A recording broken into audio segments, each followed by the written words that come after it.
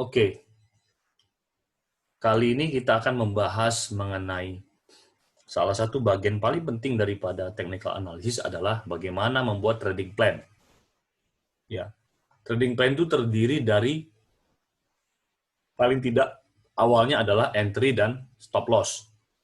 Nanti sambil jalan ketika misalnya sudah floating profit, maka akan menambah lagi yaitu bagaimana cara melakukan take profit. Itu kita akan pelajari bersama-sama. Jadi kita belajar dari entry dulu.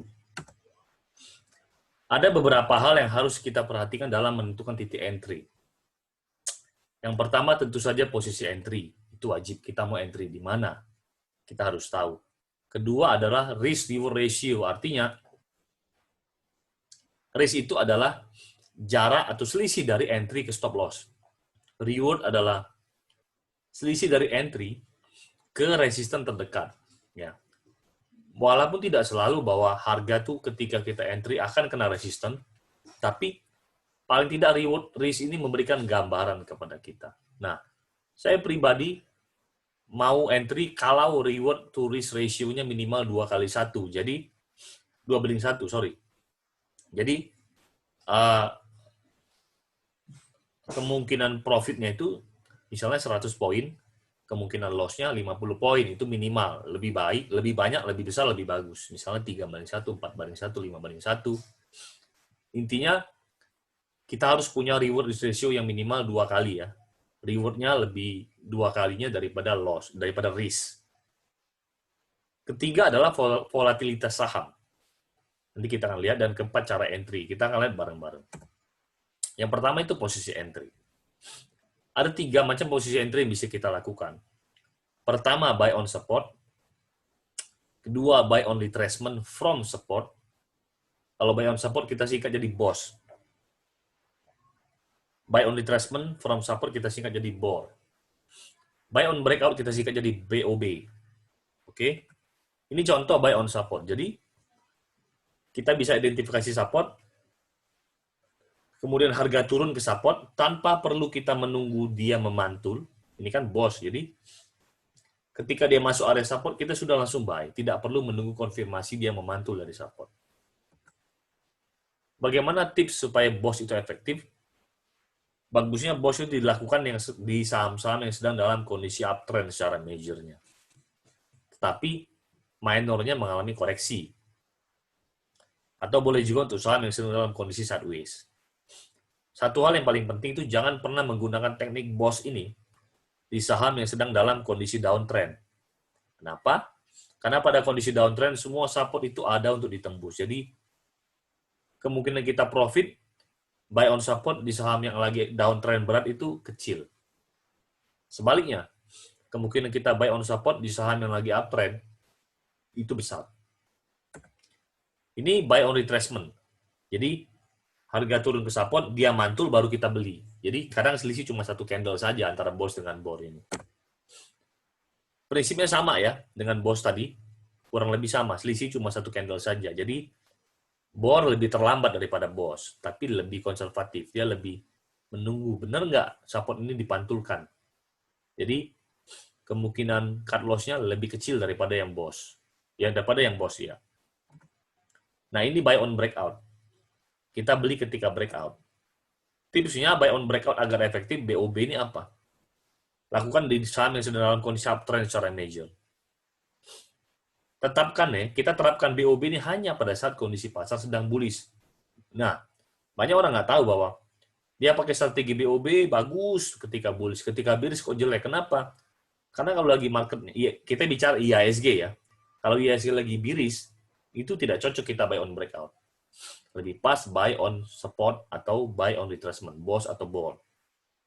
Ya. Dan jangan pernah gunakan BOB juga di saham dalam kondisi downtrend. Ya, nggak mungkin juga kan. Saham downtrend kan nggak mungkin buy on breakout kan. Dia nggak akan breakout, pasti turun terus. Oke. Kemudian kita memasuki elemen penting kedua daripada trading plan, yaitu reward to risk ratio.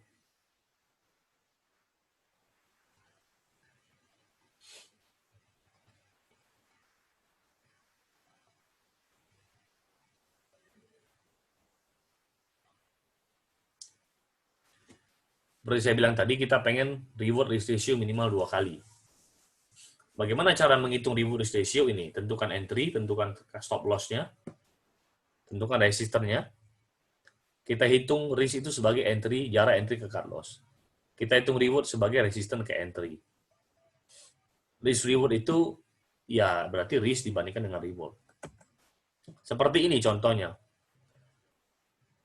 Misal kita buy di 15.750. Stop loss-nya di 14.550.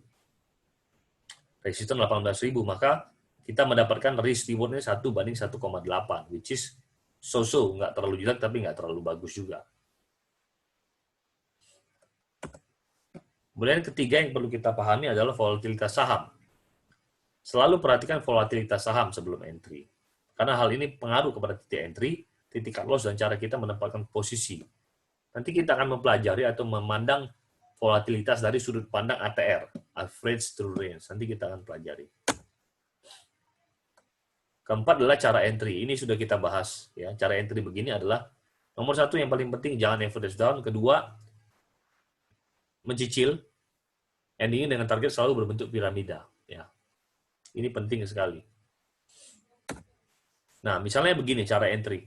Misal kita tahu bahwa suatu saham range-nya kita beli di harga range support 140 sampai 150. Namun, kita khawatir nih, jangan-jangan sebelum harga kena 140 di batas terbawahnya support, harga sudah memantul kembali.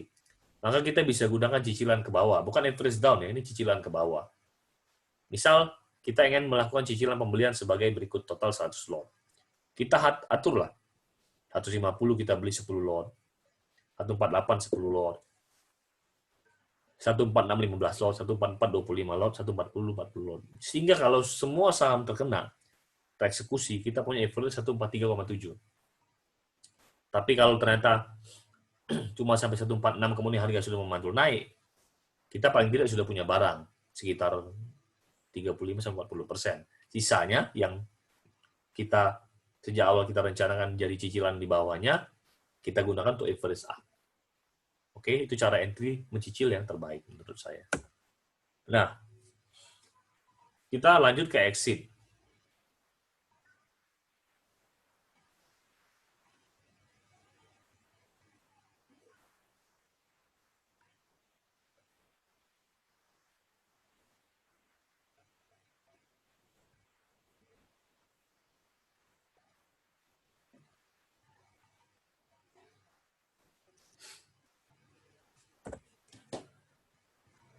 Beberapa hal yang harus kita perhatikan dalam menentukan titik cut loss, style trading, dan volatilitas saham.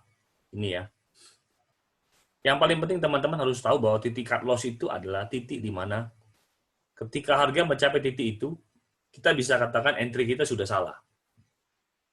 Kan ada orang kadang-kadang, saya mau cut loss saya selalu 5% dari entry. No. Kalau entry Anda di atas agak telat entry-nya, bisa aja cut loss itu sebenarnya 10% dari entry. Nah, di situ makanya risk per trade akan bermain, sehingga jumlah lot yang kita beli akan lebih sedikit. Selalu berikan ini 2-3% di bawah support sebagai toleransi menghadapi volatilitas intraday sebuah saham. Jadi batas kotak terbawah support itu kita turunkan lagi 3%. Di situ titik stop loss kita. Jangan pernah stop loss pas di support. Kasih 3% di bawah support. Style trading itu apa? Beda style, maka kita akan beda menentukan stop loss. Scalper atau intraday, dia gunakan time frame M15 atau H1 untuk stop loss. Swinger bisa pakai daily. Position trader bisa aja pakai weekly atau daily. Jadi itu berbeda penggunaan chartnya. Contoh cut loss untuk swing trader ya. Seperti ini. Kalau position trader akan lebih jauh lagi.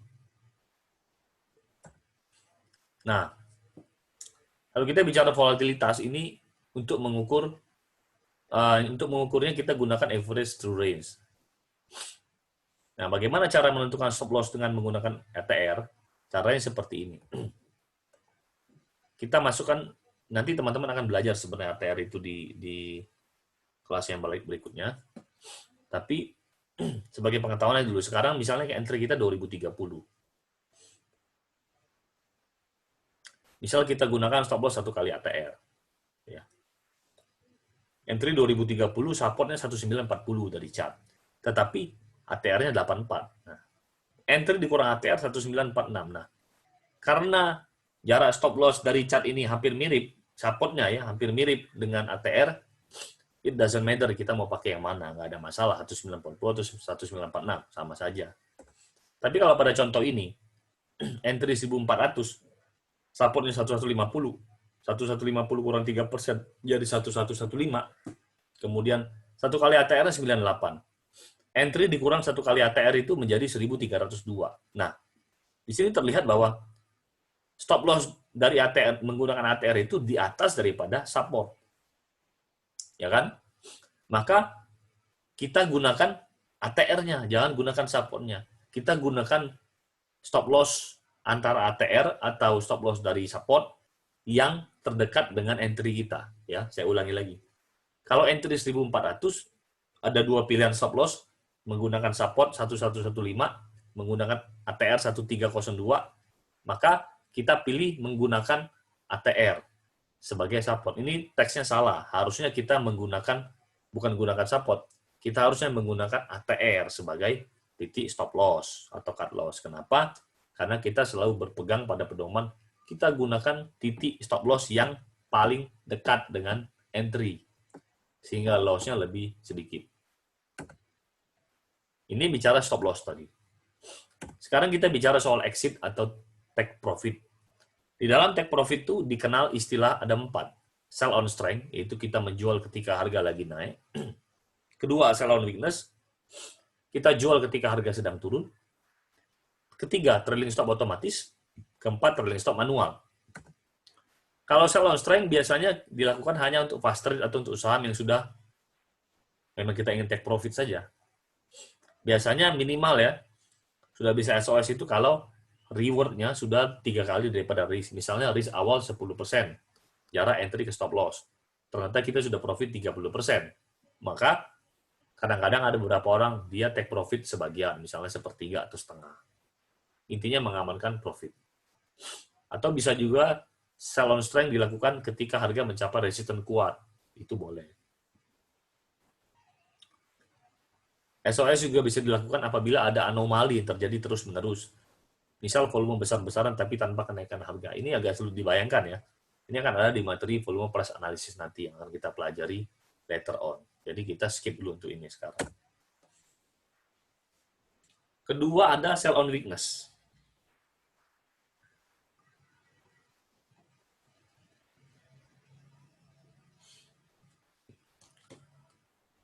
Sell on weakness ini biasanya dilakukan untuk saham-saham swing yang di hold lama. Nah, kriterianya bisa macam-macam.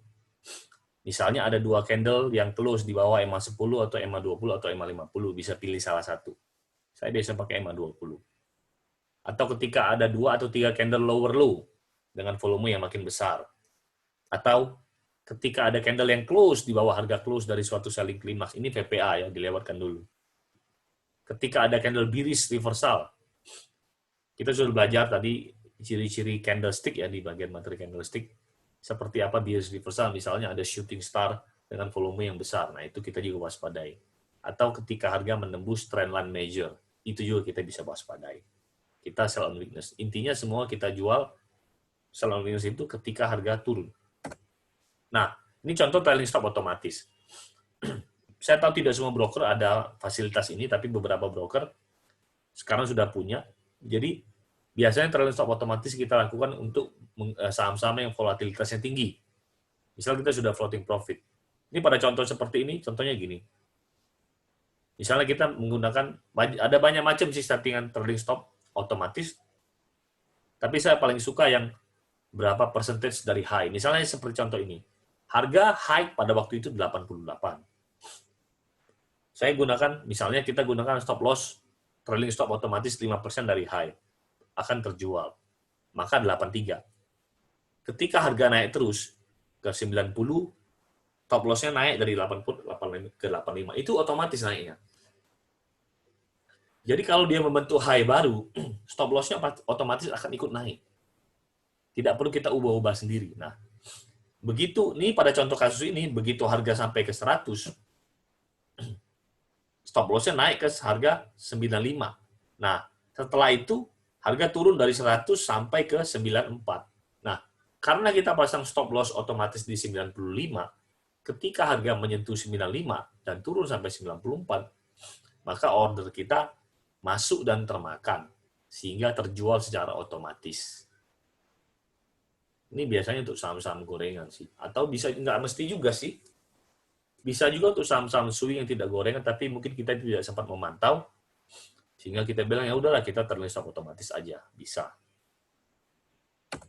Keempat ada trailing stop manual, yaitu biasanya dilakukan di area support. Nah, kita follow biasanya manual ini pakai fraktal. Ya, di bawah fraktal. Atau misalnya di bawah EMA 20. Nah, itu harus diganti setiap hari. Karena bisa saja tiap hari kan naik terus, fraktalnya berubah, atau naik terus, moving average-nya naik terus, jadi harus diganti manual. Namanya manual, tiap hari harus dirubah. Nah, setelah itu, kita belajar entry exit, kita belajar lagi masuk materi namanya trading system. Apa sih elemen-elemen dalam trading system? Visi trading, komitmen tujuan trading, filosofi trading, psikologis, teknik trading, dan trading plan. Ini visi trading ya. Isinya begini, nanti saya akan kasih contoh kepada teman-teman semua di channel. Contohnya seperti apa, teman-teman isi sendiri. Ini contoh. Komitmennya seperti apa, filosofinya, ya kan? Nanti bisa lihat, apa sih yang menggerakkan harga. Ini menjawab kepercayaan atau belief system kita terhadap market seperti apa. Apa sih bedanya saya berjudi dengan trading? Ini teman-teman harus bisa menjawab ini. Bagaimana cara saya memanage risk? Pergerakan harga seperti apa yang ingin saya tradingkan? Seberapa agresif saya ketika entry atau exit? Kemudian psikologis trading itu ada dua, defensif dan ofensif. Untuk teman-teman pemula, saya sarankan kita perbaiki dulu defensif psikologinya, yaitu menghindari mindset yang salah. Jadi, semua orang pemula ini memiliki mindset yang masih salah. Nah, kita harus memperbaiki itu jadi yang benar. Setelah itu kita baru beralih ke ofensif psikologis, yaitu lebih ke arah intuisi. Beberapa tips defensif psikologis: 1, patuhi market, karena market selalu benar. Artinya, waktunya stop loss. Kedua, karena kita tidak bisa kendalikan market, maka kita wajib mengendalikan diri kita. Ketiga, harus nyaman dengan uncertainty, ketidaktentuan. Kita beli itu belum tentu profit, maka selalu siapkan stop loss. Tapi kita harus nyaman kalau kita kena stop loss. 4, be good loser. Artinya, kalau Anda loss, jadikan itu pelajaran yang berarti. Itu artinya good loser. 5, lupakan standar etis dalam pekerjaan. Nah, maksudnya seperti ini. Kita di dunia ini terbiasa kalau kita kerja keras, baru kita dapat profit, ya kan? Pasti dapat reward-nya. Kalau Anda kerja di kantor rajin, lembur-lembur, biasanya dapat kenaikan pangkat cepat. Tapi kalau dalam dunia trading tidak. Bisa saja dalam dunia trading Anda sudah siapkan sebagai macam plan, sudah analisa berbulan-bulan tapi loss. Bisa saja Anda tidak pernah analisa, cuma ikut-ikut, tahu-tahu profit. Itu bisa. Jadi standar etis dalam bekerja itu tidak berlaku dalam dunia trading. Selanjutnya, belajarlah bereaksi tanpa perlu mengetahui alasannya. Misalnya, kenapa ya? Karena kita kadang-kadang pengen tahu ya, kenapa saham ini naik, kenapa saham ini turun. Kita nggak akan pernah tahu alasannya. Biasanya sudah detik-detik puncaknya kita baru tahu. Nah, kalau kita baru mau beli atau baru mau jual ketika kita sudah tahu alasan atas penurunan atau kenaikan harga suatu saham, sudah terlambat, it's too late. Kita harus belajar bereaksi tanpa perlu mengetahui alasannya. Ini ofensif lebih ke arah intuisi. Ini belum perlulah, teman-teman. Yang penting defensif dulu. Nah, kalau kita bicara teknik trading, apa metode yang mau digunakan? Bebas, mau pakai price action, indikator, pakai tap reading, mau pakai Fibonacci, terserah. Jadi teman-teman harus mencari tahu sendiri lewat trading system ini. Teman-teman yang harus cari tahu sendiri, saya cocoknya apa. Oke? Nah, metode entry. Kita mau apa? Agresif atau moderat atau konservatif? Kalau agresif biasanya pakai bor. Kalau moderat agresif pakai BOS. Moderat pakainya bor. Konservatif pakainya BOB. Kalau saya lebih ke arah moderat, sedikit konservatif. Exitnya mau pakai apa? Agresif pakai SOS. Moderat pakai SOW. Konservatif bisa pakai SOW ketika sudah patah trend. Kalau saya sama. Saya lebih ke arah moderat, sedikit konservatif. Nah, inti daripada trading plan itu apa? Entry ada cut loss, stop loss area ya, sama aja kalau stop loss itu istilah aja. Tentukan resistance, tentukan reward risk, berapa lot yang akan ditradingkan. Ini contoh, teman-teman akan dapat nanti PDF-nya, teman-teman bisa baca. Ya, ini contoh bagaimana kita membuat trading plan. Jadi teman-teman harus punya trading plan ini.